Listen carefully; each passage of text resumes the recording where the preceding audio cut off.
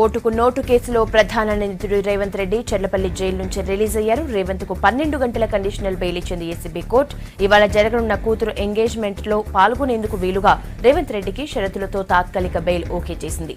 ఉదయం 6 నుంచి సాయంత్రం 6 గంటల వరకు బెయిల్ ఇచ్చిన కోర్టు మీడియాతో గానీ రాజకీయ నేతలతో గానీ మాట్లాడకూడదని కోర్టు ఆదేశించింది.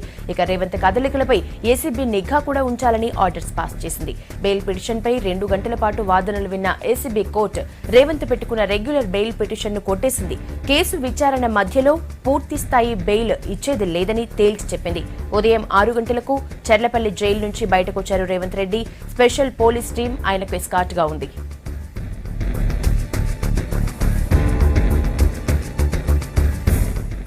హైదరాబాద్ ఎన్ కన్వెన్షన్ సెంటర్ లో 11 గంటల 30 నిమిషాలకు రేవంత్ ఏకైక కూతురు నిమిషారెడ్డికి ఎంగేజ్మెంట్ జరగనుంది.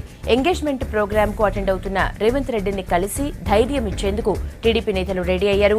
ఏపీ సర్కార్ మంత్రులు, ఎమ్మెల్యేలు, తెలంగాణ ప్రాంత నేతలు అందరూ ఎన్ కన్వెన్షన్ సెంటర్ కు రానున్నారు. ఢిల్లీలో బిజీగా ఉన్న చంద్రబాబు హైదరాబాద్ లో కొద్దిసేపటి క్రితం ల్యాండ్ అయ్యారు. బాబు కూడా నిశ్చితార్థానికి హాజరయ్యే ఛాన్స్ ఉంది. సాయంత్రం 6 గంటలకు రేవంత్ రెడ్డిని అదుపులోకి తీసుకుని మళ్లీ కోర్టుకు తీసుకెళ్తారు పోలీసులు. అక్కడి నుంచి చెర్లపల్లికి తీసుకువెళ్లే అవకాశం ఉంది. మరోవైపు రెగ్యులర్ బెయిల్ కోసం హైకోర్టుకు వెళ్లేందుకు రేవంత్ రెడ్డి లాయర్లు రెడీ అవుతున్నారు. ఇవాళ రేపో రేవంత్ బెయిల్ పై హైకోర్టులోనూ పిటిషన్ కూడా వేయనున్నారు.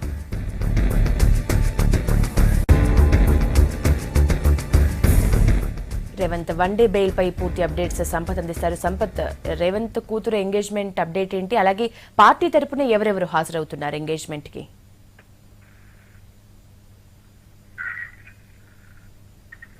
యశోద, మొత్తానికి కొద్దిసేపటి క్రితమే నోటుకు 5 కోట్ల కేసు వ్యవహారంలో ప్రధాన నిందితుడిగా A1 గా ఉన్నటువంటి